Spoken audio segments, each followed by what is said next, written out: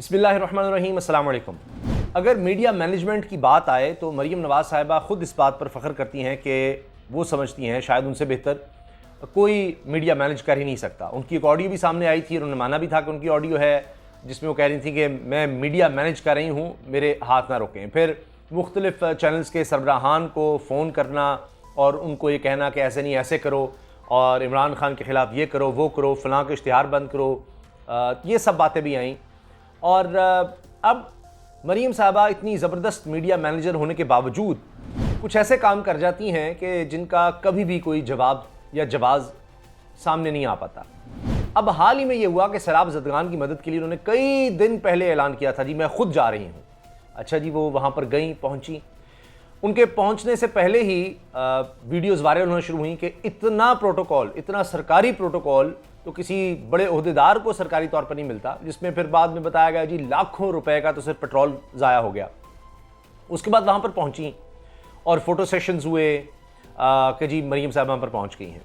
फिर उसके बाद आहिस्ता आहिस्ता कहानियाँ सामने आना शुरू हुई। मरीम नवाज़ साहिबा ने एक ख़ातून की अपने साथ तस्वीर बनवाई कह लें आप, और वो फिर अपनी DP पर लगा दी। अच्छा, अब उस खातून का मुकम्मल इंटरव्यू भी सामने आ गया और उसमें वो बता रही है कि इन्होंने हमारे साथ जुल्म किया, हमें बुलाया कि जी मरीम आ रही है, मरीम आ रही हैं, हम पहले ही लुटे हुए, कुछ पास नहीं, हम बड़ी मुश्किल से गए, पूरा ख़ानदान चला गया, जी मरीम नवाज़ आ रही हैं। तो इस तरह की ऐलानात हुए कि पता नहीं कुछ देंगी, कुछ नहीं दिया उस खातून के बकौल। और वो वीडियो इस वक्त वायरल हो चुकी है। वो खातून कह रही है कि जी कुछ नहीं दिया। अच्छा, मरीम साहबा ने उसकी तस्वीर भी लगा दी। अब इसी तरह से एक और मीम बनी हुई है कि वो सानिया साहिबा जो हर वक्त मरीम साहिबा के साथ होती हैं, वो तस्वीरें बना रही हैं और बाकायदा वो एंगल दुरुस्त करके पीछे तस्वीरों की कोशिश कर रही हैं। उसमें एक बड़ा बराह रास्त जो उनको वीडियो वो लगी कि जब उस खातून का चेहरा भी नजर आए, मरीम साहिबा भी इस तरह से उसको गले लगा रही हैं, उसके सर पर हाथ रख रही हैं, कमर पर हाथ रख रही हैं। वो तस्वीर फिर DP पर गई। उसी खातून का फिर इंटरव्यू आ जाता है कि दिया कुछ भी नहीं, हमारे साथ जुल्म किया, सिर्फ हाथ फेर कर चली गई, ये क्या हुआ, हम तो बड़ी उम्मीद लेकर गए थे। और फिर जब एंकर उस खातून को कहता है, उस अम्मा को कहता है कि जी आप तो खुश नसीब हैं क्योंकि मरीम साहबा आई, उन्होंने सबके साथ तो ये सलूक नहीं किया कि सबसे मिली हों और इस तरह किया, उन्होंने कहा कहाँ की खुश नसीबी। तो वो और ज़्यादा खातून नाराज़ होगी। अच्छा, इस पर अब हो ये रहा है कि नून लीग की तरफ से भी इसका जवाब आ रहा है और वो कह रहे हैं नहीं जी, वो मरीम साहबा के होते हुए नहीं राशन तकसीम किया गया क्योंकि खदशा था भगदड़ न मच जाए, उनके जाने के बाद किया गया। इस खातून, ये ज़ीशान मलिक साहब हैं जी, और ये हैं जी पॉलिटिकल सेक्रेटरी मरीम नवाज़ शरीफ, कायद for life Nawaz Sharif, PMLN my blood, ये कह रहे हैं। तो इन्होंने ये शेयर की है जी कि ये तस्वीर, और ये कहते हैं जी ये है तहरीक इंसाफ के झूठे प्रोपेगेंडे का जवाब। मरीम नवाज़ साहिबा अपने साथ इमदादी सामान लेकर आई थी जो इनके जाने के बाद लोगों में तकसीम किया गया ताकि रश में कोई भगदड़ न मच जाए। इस खातून को भी राशन मिला है और इसकी बात को तोड़ मरोड़ कर पेश किया गया था। अब आप यकीन जाने कि वो पूरे का पूरा क्लिप मौजूद है, कोई उसमें एडिटिंग नहीं है।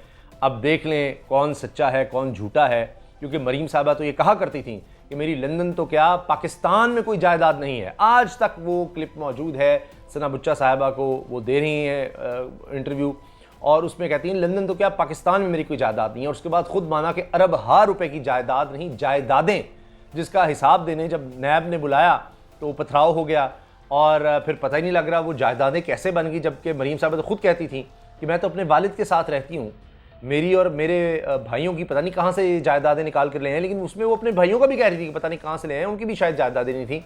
फिर पता चला कि उनके तो 1.4 अरब डॉलर और 300 अरब रुपए से ज़्यादा का तो सिर्फ एक घर मलिक रियाज साहब के बेटे को बेचा उन्होंने, पनामा लीग से कुछ ही अरसा पहले। ज़ाहिर इनको पता लग गया था कि पनामा आने वाला है, इन सभी सवाल जवाब हो रहे थे जो एक तरीका होता है। उमर चीमा साहब ने उसमें भी हिस्सा लिया था, तो वो ईमेल्स गई होंगी इनको भी कि जी यही आपके पता लगे हैं कि वहाँ पर आपके ये इस तरह की कंपनियाँ बनाई हुई हैं आपने और ये जायदादें हैं। तो इन्होंने कहा कि जो बिकता है वो तो बेचो। तो 1.4 अरब डॉलर एक घर, एक महल, और रायबंड का तो आप छोड़ ही देना, वो पता नहीं कितने एकड़ों में है, सैकड़ों एकड़ में, इतना बड़ा वो एक पूरी स्टेट है जी। तो अब उसके बाद ये खबर आना तो लोगों को तो बड़ी मायूसी थी कि अच्छा, फिर मियां नवाज शरीफ साहब ने सारी पार्टी से कहा, MNA MPA से कहा जी इमदादी कैंप लगाओ, ये करो वो करो फलां करो।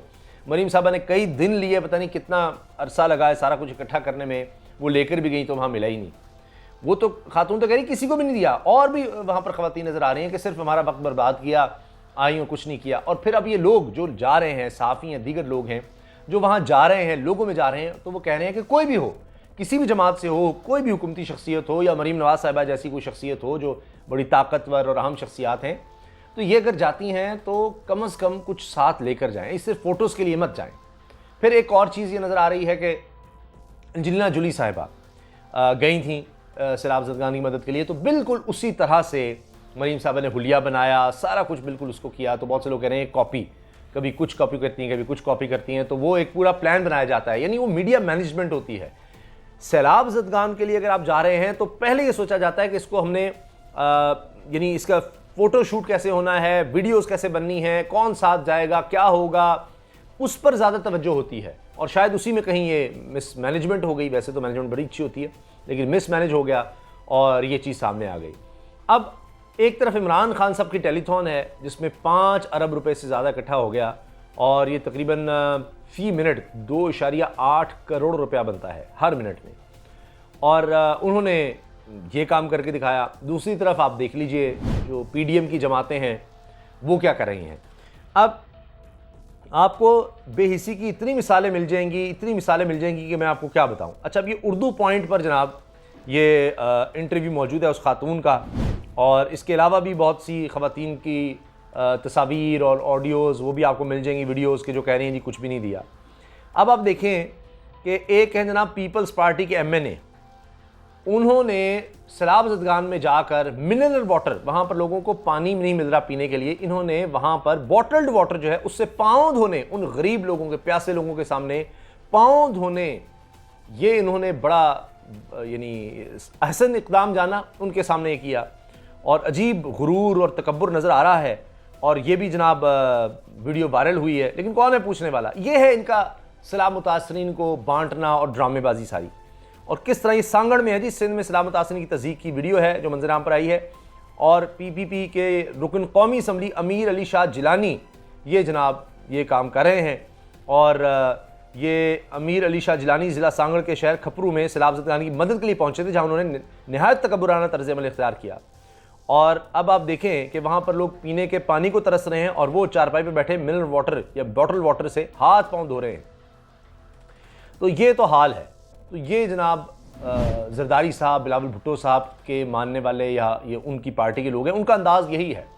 कहीं आपको लगेगा कि जनाब सैलाब ज़दगान के लिए सामान आया है वो दफ्तरों में बंद कर दिया गया है और कस्में उठा कर दिया जा रहा है कि कुरान की कसम खाओ फिर तुम्हें मिलेगा। वो लोग चीख रहे हैं बेचारे, वो वीडियो भी वायरल हुई। अब असल में ये जो दौर आ गया ना मोबाइल का, कहीं ना कहीं कोई चीज़ सामने आ जाती, वरना तो पता ही नहीं चलता था। गोदामों में ले जाकर उसके बाद बेचते हैं या कस्में उठवाएंगे कि तुम वोट दोगे उसको मिलेगा। लोग चीख रहे हैं, लोग कह रहे हैं सारी उम्र हमारी गुजर गई, हमारी पुश्तें गुजर गई कि जनाब ये हमारे बुजुर्ग चले गए कि जी भुट्टो जिंदा है, इन पीपल्स पार्टी कुछ नहीं दिया इन्होंने आज तक हमें, इमरान खान अच्छा है, इमरान खान अच्छा है। ये भी चीज़ें सामने आ रही हैं। ये कभी नहीं हुआ कि जनाब आपको फ़ौज बुलानी पड़ रही है इनकी जान बचाने के लिए, फ़ौज बुलानी पड़ी है।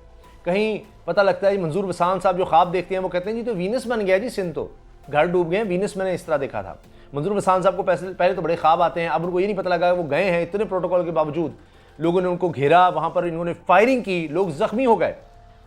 खुर्शीद शाह साहब के बेटे जाते हैं, लोग उनका घेराव करते हैं कि जी पानी में तो आए ना साईं, साईं इज्जत भी कर रहे हैं उनकी। कहीं बिलावल भुट्टो और शहबाज शरीफ साहब जाते हैं तो पता चलता है कि वो तो मुन्नू भाई वाला काम हो गया है, वो सिर्फ कैंप लगाया जाता है कि ये लोग आ रहे हैं पूरा देख दाख के, और उसके बाद कैंप ही गायब हो जाता है। कहीं इनके जाने पर एहतजाज हो जाता है, दहशतगर्दी के पर्चे उनके खिलाफ दिए जाते हैं कि लोगों ने एहतजाज क्यों किया, उन औरतों और बच्चों ने जो बेसरो सामानी के आलम है उनकी जुर्रत, यानी एक तो वो लुट गए, बर्बाद हो गए सैलाब से, ऊपर से उन पर दहशतगर्दी के पर्चे दिए जाते हैं।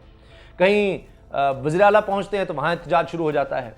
और अगर मरीम साहबा जाती हैं तो पता लगता है कि वो तो एक कोई शूट थी। अब वो सानिया साहबा पर तो लोगों ने वो लगाया खींच मेरी फ़ोटो, वो एक इंडियन गालबन गाना है उसके ऊपर लगाया हुआ है, वो मीम्स बन रही हैं, तो बहुत कुछ हो रहा है। लेकिन देखें हकीकत नहीं छुप सकती, ड्रामेबाजियाँ अब ये चल नहीं सकती। मुझे लगता है कि अब वो दौर नहीं रहा। मीडिया मैनेज जो है ना, इलेक्ट्रॉनिक मीडिया को तो मैनेज कर रही हैं, सोशल मीडिया इनसे मैनेज नहीं हो रहा। जबकि इन्होंने फिर मरीम साहबा खुद मानती हैं कि उन्होंने मीडिया सेल बनाया था। जब वो वज़ीर-ए-आज़म हाउस में रहा करती थी, वहाँ पर एक बड़ा मीडिया हाउस बनाया गया, यानी मीडिया सेल बनाया गया था, तो अब उनके चचा ने भी एक मीडिया सेल बना दिया है, तो उसके बावजूद उनसे चीज़ें कंट्रोल नहीं हो रही, कहीं ना कहीं कोई चीज़ सामने आ जाती है।